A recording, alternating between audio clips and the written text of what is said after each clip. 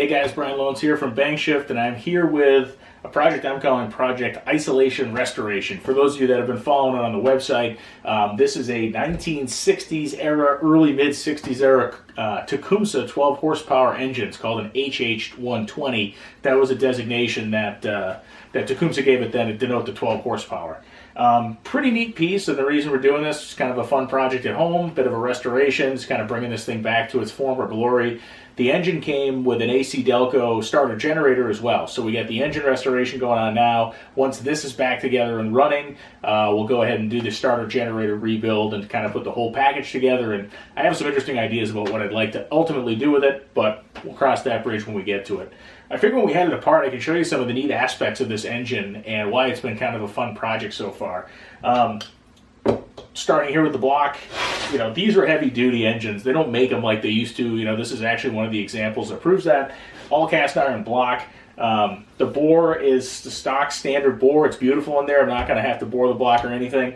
I've actually gotten pretty far in this project. I just put the valves back in it today. I lapped the valves and cleaned them up, and again, you can follow that on Camshaft.com. The last installment of the story, or the next installment of the story, will show lapping the valves and stuff like that. Reinstalled the valve springs and all that kind of good stuff there.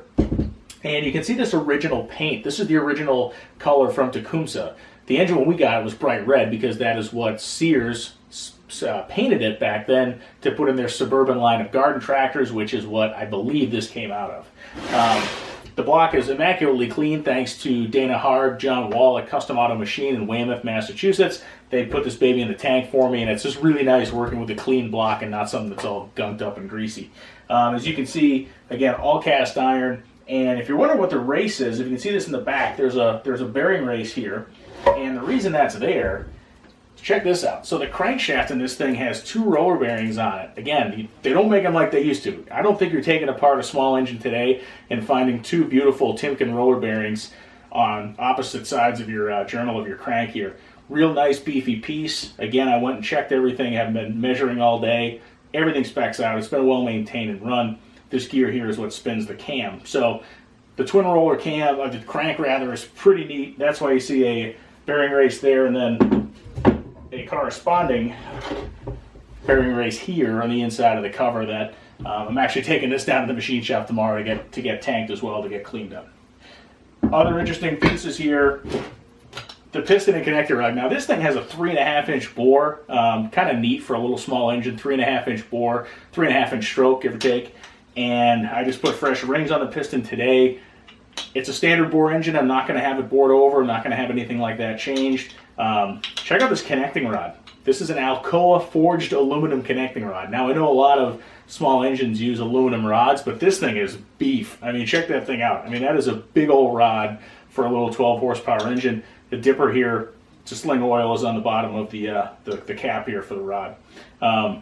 And neat to see Alcoa. Now, if you didn't know Alcoa made connecting rods, they made a lot of connecting rods for small industrial applications. If you've ever taken a Chrysler AC compressor apart, 60s era, the piston style AC compressor, Alcoa made all those rods, and I believe the piston's in there too, and they're, you know, little bitty things. Sometimes you can find them at the swap meet, kind of a trinket that people like to buy. So that gives you an idea of, again, the strength of the construction of this thing.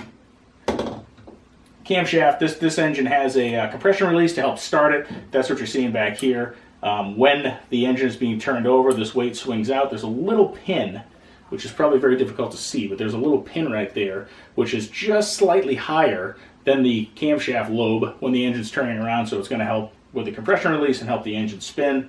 Again, everything in beautiful shape. The lobes are perfect. No wear. The person who had this engine really did a nice job maintaining it. And then the cylinder head. It is a valve and block style engine.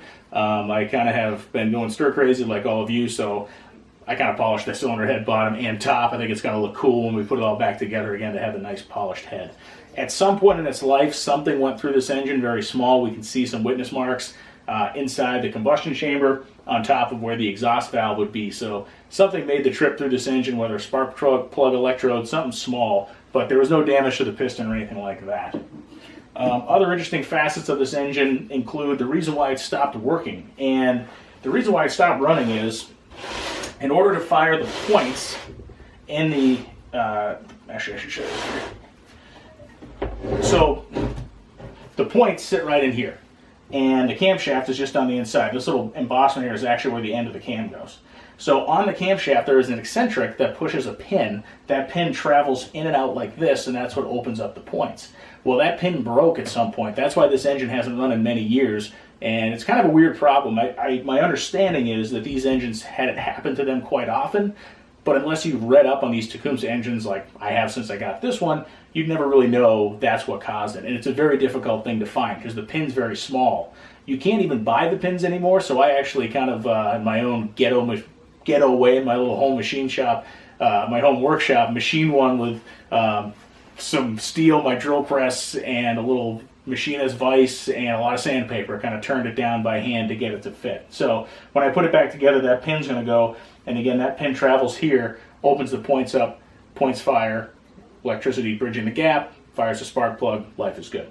Hoping to have this done the next couple of weeks, and then we'll move on to the generator, which I'll also shoot some video and some stories on for Camshaft, but that should get you totally up to speed on what's going on here with our 12 horsepower Tecumseh project isolation restoration, and keep following the channel for more updates, and certainly follow along on Camshaft.com. Thanks everybody.